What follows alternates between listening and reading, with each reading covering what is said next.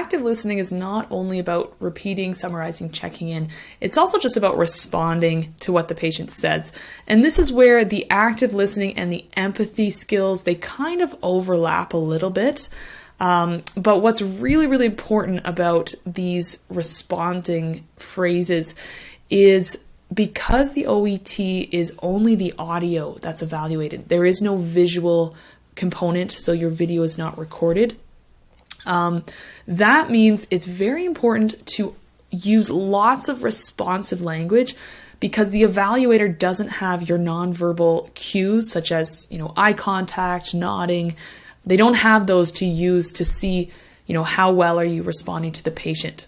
So some examples of, phrases, very short ones you can use after the patient says things are things like, I see.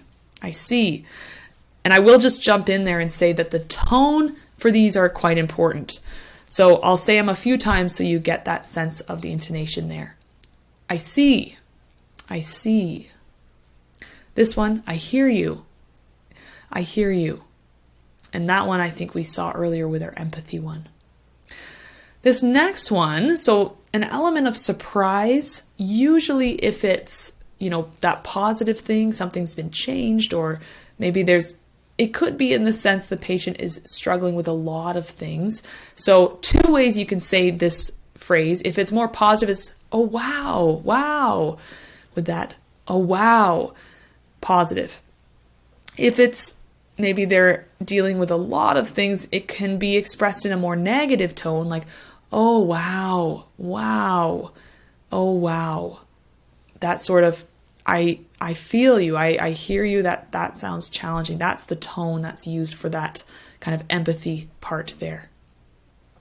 This one, difficult to write, but something like, So you're responding, you're thinking about it, okay, And that one, of like, yes, I'm listening, I am hearing you.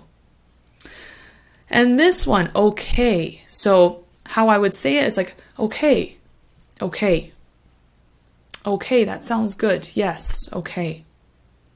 And you'll notice probably for many of these, I'm nodding along because it's very natural for me. It comes with the nonverbal and the verbal together. One thing with the okay, make sure there is some intonation there. So if you're just saying, okay,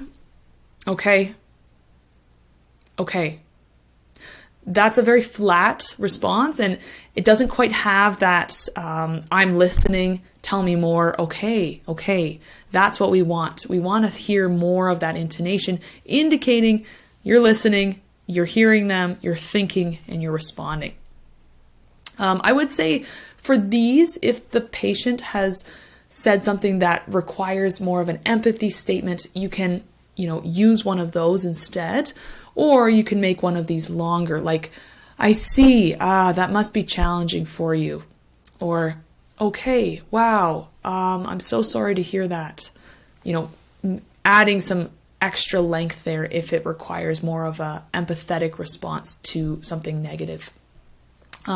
Again, as I said, very important, including these responses, the verbal part, because the nonverbal part is not seen by the examiner.